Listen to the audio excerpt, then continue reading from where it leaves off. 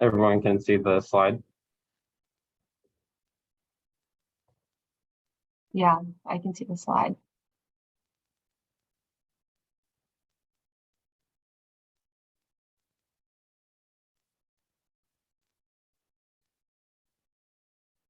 And I see we've got a couple of attendees, which is great. So we're starting the webinar.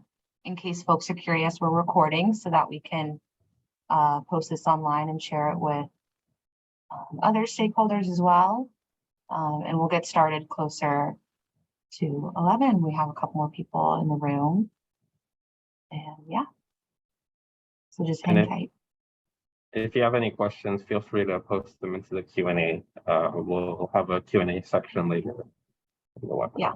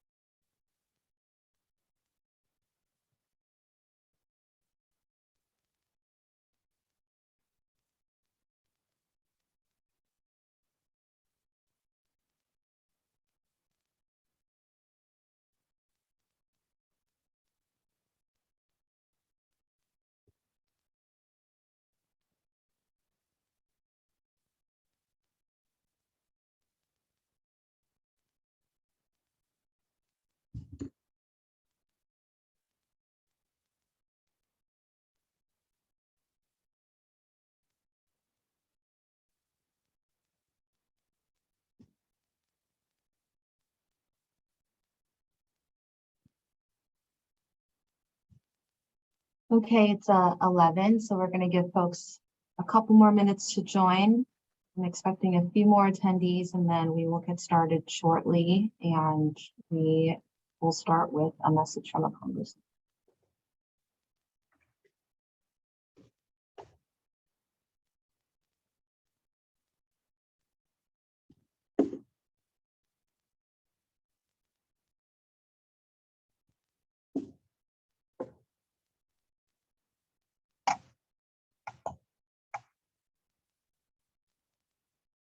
Good morning. Hi, Congresswoman. How are you? Good. How are you? Good.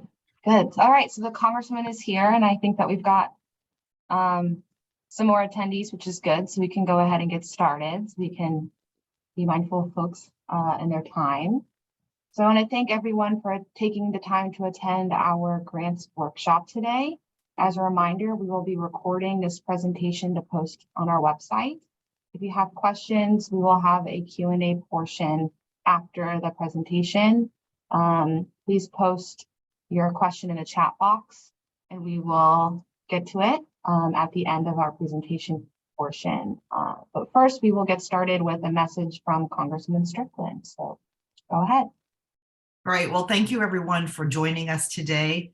This is our 2023 Public Safety Grants Workshop, and we'll have someone here from the U.S. Department of Justice and the COPS program specifically, and just really making sure that you are all aware of the different buckets of resources that we have available to you through the bills that we passed.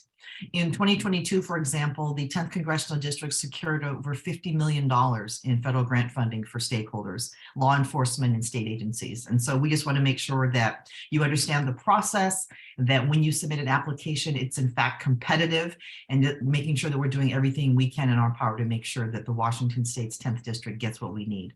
We know that, crime and public safety have been longstanding issues in our community.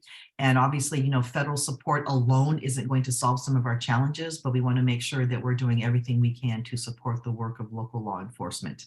Again, during the time I've been in office, which is, 2 years and a few months, we've secured quite a few resources. And so I want to make sure that you have contact with my staff, with DOJ, and just everything that you need to make sure that you're aware of grants and that you can compete for them successfully.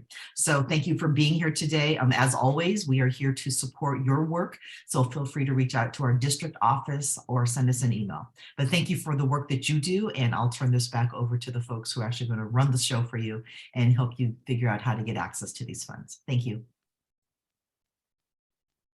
Perfect. Thank you, Congresswoman.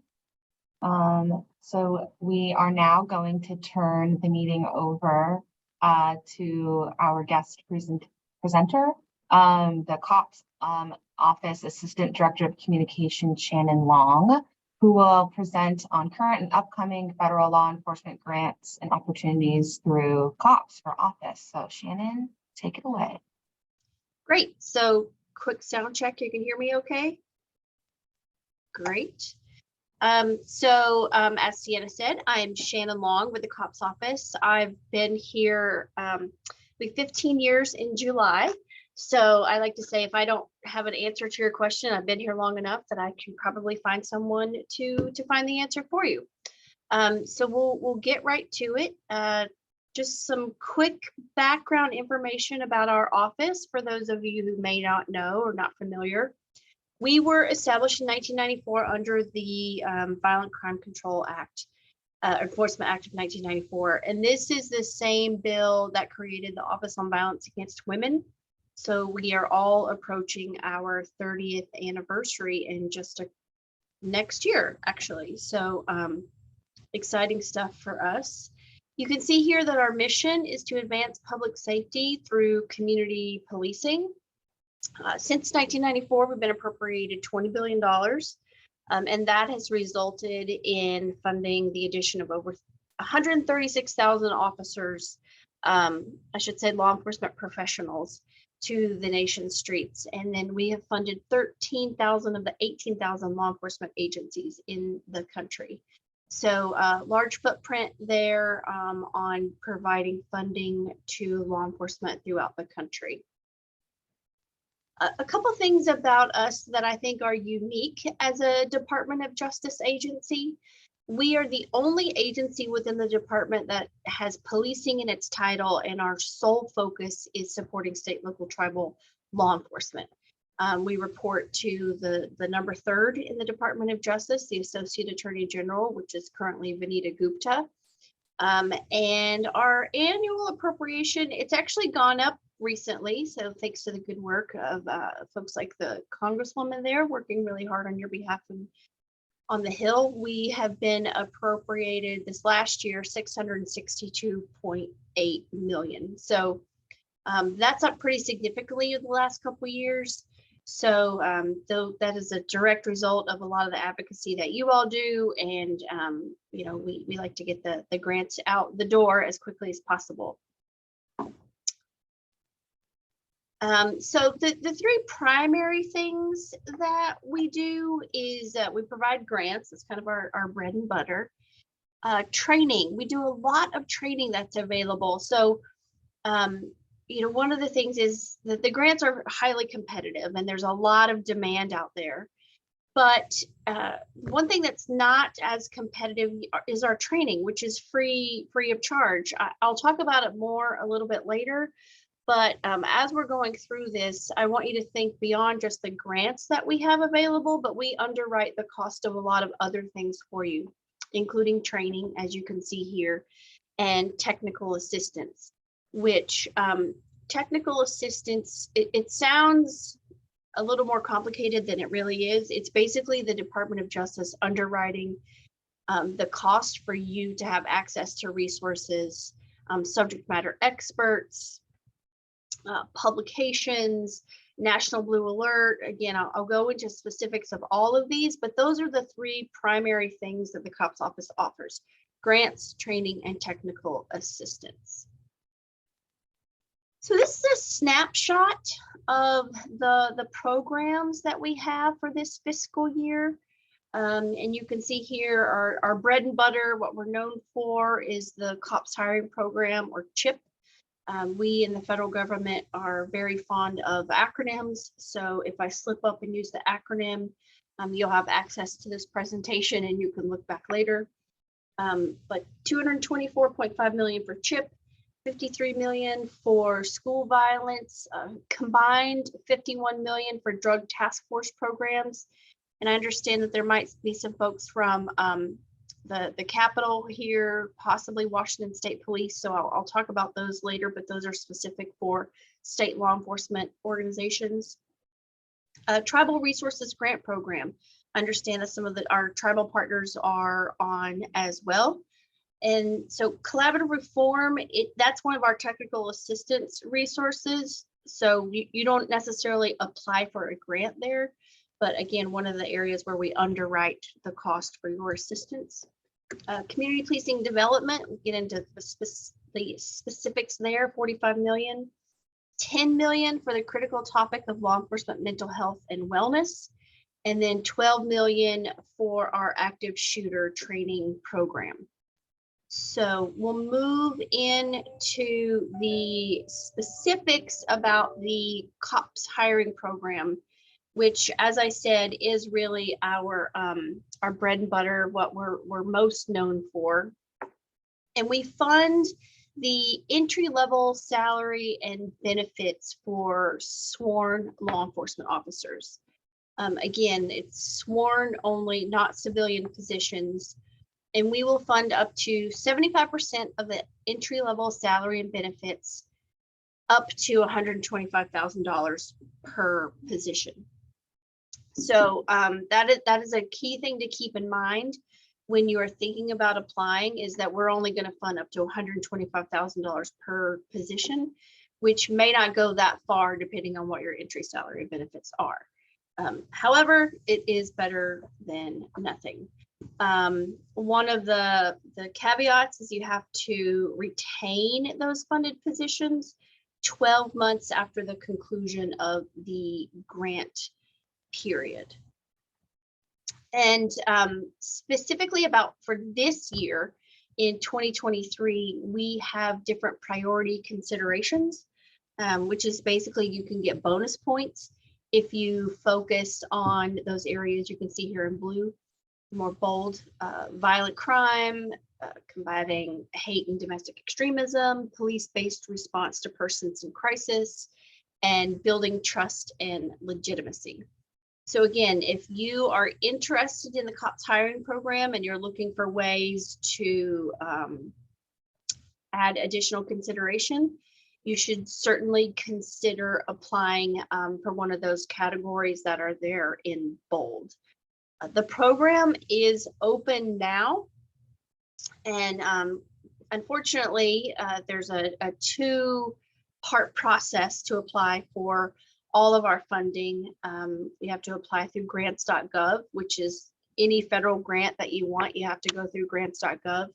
And then you will basically get the golden ticket to be able to apply through our system, which is Just Grants. So again, two-part process. Grants.gov deadline is May 4th and Just Grants deadline is May 11th. So at a minimum, make sure that you've done your grants.gov part by May 4th. So that is the hiring program. Next to talk about is the school violence prevention program. And again, I don't want to read the slides here, but it's important to talk about what it actually funds. Coordination with law enforcement, training for law enforcement, what we call target hardening, metal detectors, locks, lighting, and other deterrent measures, technology for expedited notification. Wonder what that is. Basically a panic button. Let's say, the principal's office or the school administrator's office, something happens, there's an incident at the school, you basically have rapid notification to ping to the sheriff's department or the police department or responding agencies. So panic buttons. One thing I did want to make sure to point out is the school violence prevention program does not provide funding for the hiring of school resource officers. That is done through the COPS hiring program. So CHIP, you can apply there for school resource officers. SVPP is just for training and target hardening. The amount of funding that's available, we have $53 million. But I will say throughout the year, we're going to get an additional $20 million appropriated through the Bipartisan Savers Community Act. So in total for this year, we're going to have $73 million for the school violence prevention program. You can see here the specifics, 75% federal share, 25% local match up to $500,000. And again, those two separate deadlines, we have grants.gov for May 10th and Just Grants for May 17th. Moving on here, the anti-heroin task force program. I'm going to talk about anti-meth and anti-heroin jointly because they really are sister programs, for lack of a better word. They're only open to state law enforcement agencies. So Washington State Police, Washington Attorney, the AG, those are the only offices that can apply for the funding. But we have written in that if you receive an award, so Washington State Police receives an award under either program, then you must work with your local partners for the task forces. The heroin program is the larger of the two. It has $35 million in funding. It is open now. I should say all of our programs, but for tribal, are open now. The two deadlines, April 18 and April 25th. So those are coming up a little bit closer than some of the others. Still plenty of time to apply. But if these are on your radar, certainly make sure that you have started that process. So that's anti-heroin and then anti-meth. Pretty self-explanatory about the purpose of either. I do want to point out that for heroin, it's not just heroin, it's fentanyl, carfentanil, and other opioids. So, at one point it was just, we talked about heroin, but it's grown obviously over time, and fentanyl is one of the biggest scourges on our communities at the moment. But this program can focus on fentanyl in addition to heroin. Okay, so tribal resources grants. As Sienna let me know that we do have some tribal partners on, and hopefully that you've applied for this program and it's familiar to you, but we are part of the Department of Justice's Coordinated Tribal Assistance Solicitation, or CTAS. This program, it actually closed on March 28th. So those applications are under consideration and review now. But this is probably one of our most open categories of funding, because you can apply for officer positions, you can apply for training, you can also apply for basic equipment. So the full spectrum of law enforcement resources can be funded through our Tribal Resources grant program. Again, that solicitation has already closed. If you are a tribal government and you didn't apply, but you're interested in next year, let's make sure to chat after this during the Q&A, or the Congresswoman's office has my contact information, and so we can follow up after. So collaborative reform initiative, this is one of those approaches that I talked about, that it's not a grant that you can apply for, but you can seek assistance to our office. There's three initiatives under collaborative reform, and they think of them as a continuum of services. It starts with CRITAC, which is our Technical Assistance Center that's run through IACP, which is the International Association of Chiefs of Police, and 8 other law enforcement partners. We say it's a by the field, for the field approach. So it's law enforcement professionals advising law enforcement professionals on key issues. So that's the beginning of the continuum. And then next we have critical response. And that is if you have had a high profile incident, more of an acute challenge, we can offer technical assistance through this program. And you can see here, targeted assistance in the wake of a critical incident. You may have seen in the news, the COPS office is doing the critical incident review of the police response in Uvalde. This is the program that we would do that work through.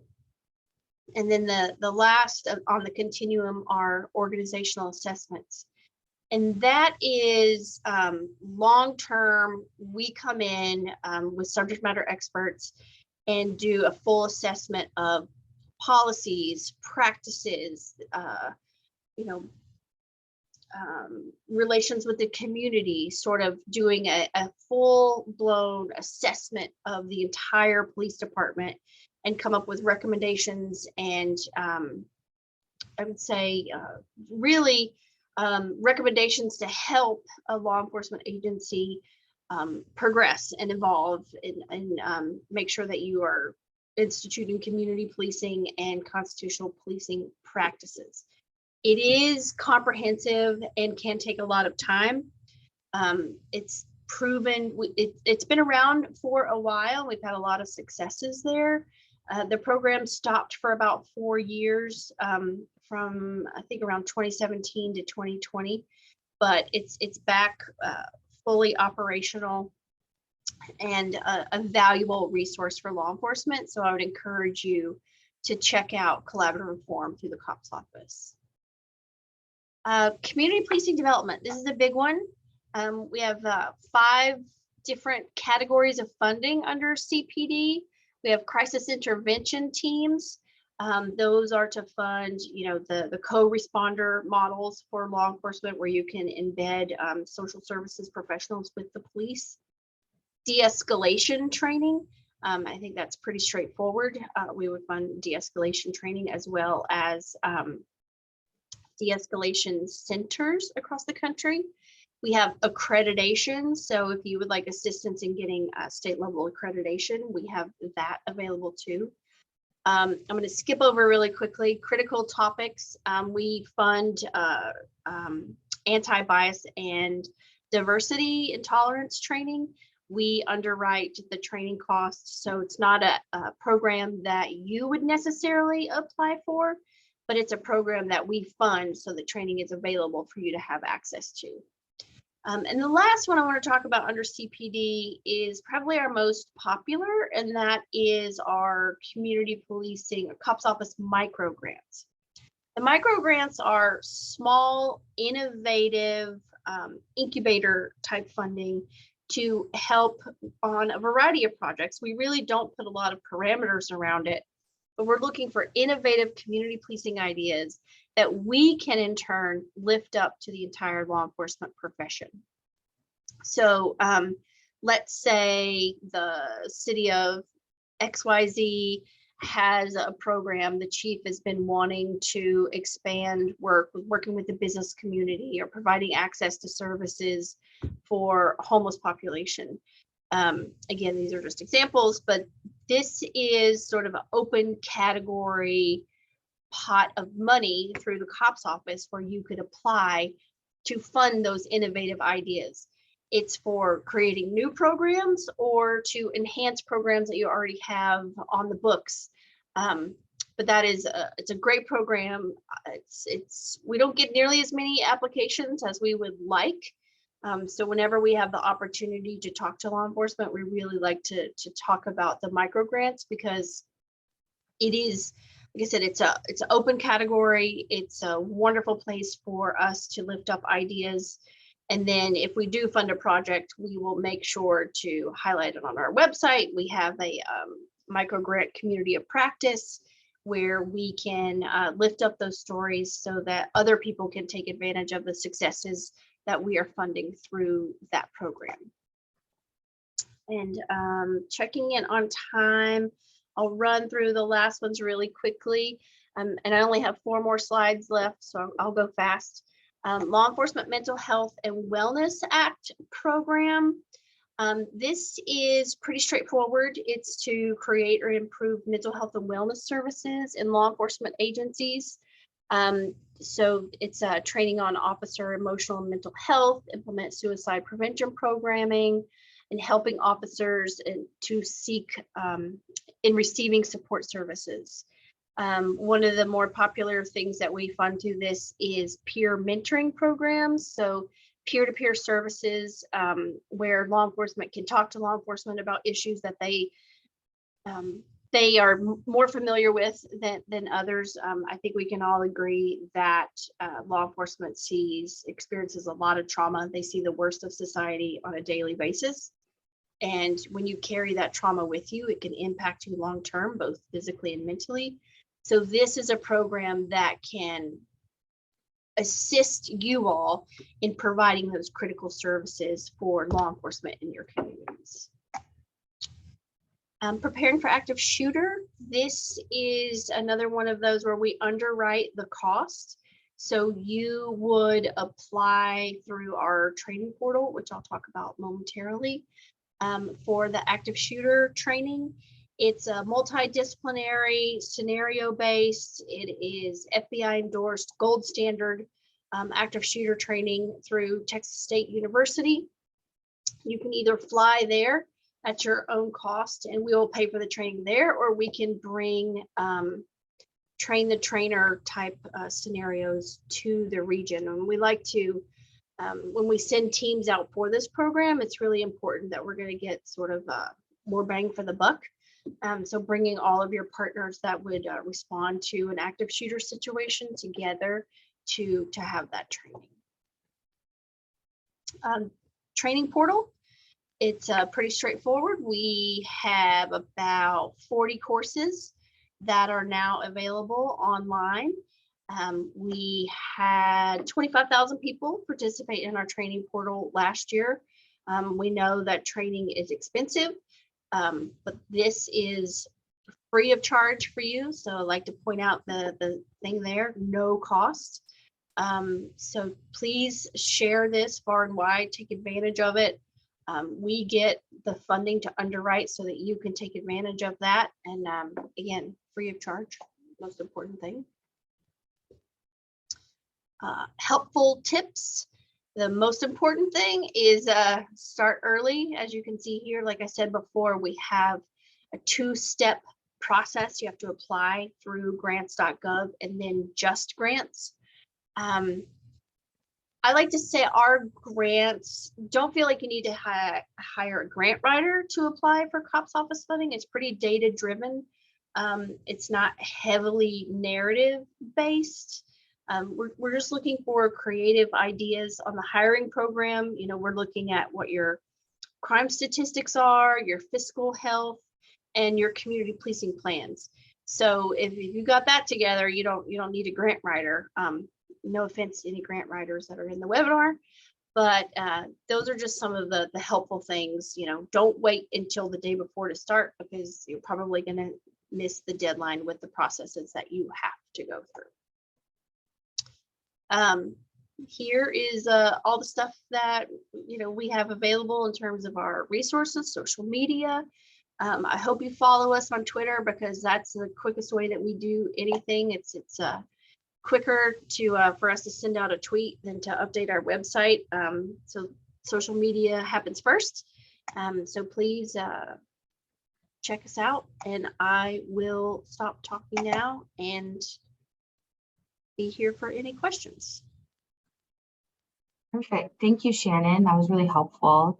For our attendees, I should mention that we will we'll do a quick follow-up email with the folks that we know attended, and we will loop around a copy of Shannon's presentation so that y'all have it as a resource. And I will give this, well, we're going to roll into our Q&A session. So if you have questions, put it in the chat and we'll start rolling through them. Should also mention that in our office, the best way to be up to date on grants and what's happening in the district is to subscribe to our newsletter, which you can do online. Each newsletter, we go through and highlight some federal grants that we think our stakeholders might be interested in. And we have a very comprehensive webpage on the Congresswoman's website as well that talks about the federal grant process, explains what grants.gov is, kind of tells you what all of the resources are. And then you can always contact our office if you have any questions as well. Yeah, so we're now going to begin the Q&A portion of the presentation, and we're pulling questions from the chat. So our first question looks like it is about the COPS hiring program. The question is, does the same person that initially filled the position have to be in the COPS hiring program funded position after 12 months, or is it only required to be a funded position after that time?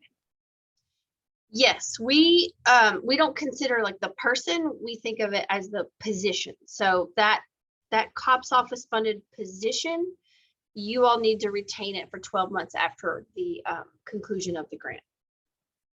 Okay, quick and easy answer, thank you. Yep.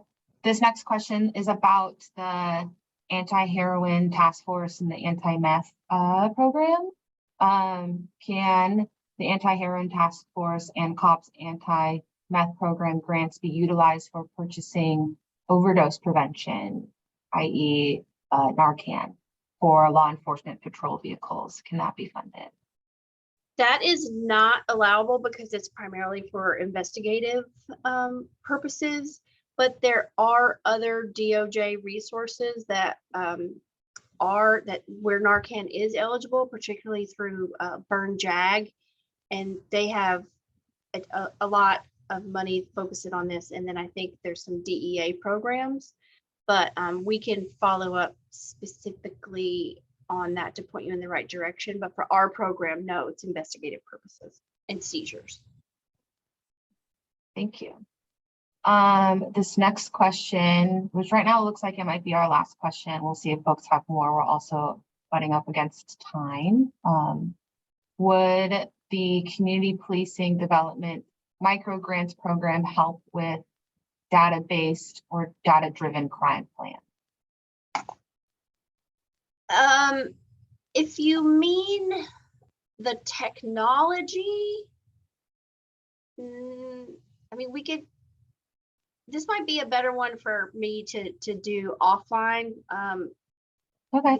Myra, if we can talk about it sort of offline, because there's a couple of different ways this could go. So I think if we could talk specifics, but it just really depends. And I hate saying that, but it just depends exactly what you mean. That's okay. And I can make that link offline for that question. But as we start to wrap up, Shannon, do you have any last kind of tips or tricks or like feedback information that you want to share before we end the webinar? No, just in the interest of time, please make sure that you start your applications early, that you gather all of the right information to put in the application. If you are a locality that requires city council approval or county supervisor approval, make sure that you get that, because I know that can sometimes be a delay because you have to do the public notice of the meeting and all of those things. So if that's part of your local process, make sure that that's underway already. And then just primarily thank you to Congresswoman Strickland and your staff. It's really important for the COPS office to meet with law enforcement, even in a virtual capacity. Hope you all learned something today, and this was a good use of your time. And I'm available at any time for questions and here for you as your resource. Perfect. Thank you. Thanks to all of our attendees for joining the workshop today. If you have other questions or more specifics or need any support, please contact the Congresswoman's office, our district office. The phone number is on the slide, but you can reach us at 360-459-8514, and we'll try and get your question answered. We also plan to put a recorded version of this workshop online, so that's accessible to y'all and any other partners you may have or other staff who aren't able to attend. And you can also expect to hear from our office, kind of recapping all of this, moving around PowerPoints. Thank you everyone for attending. Thank you, Shannon. Thanks.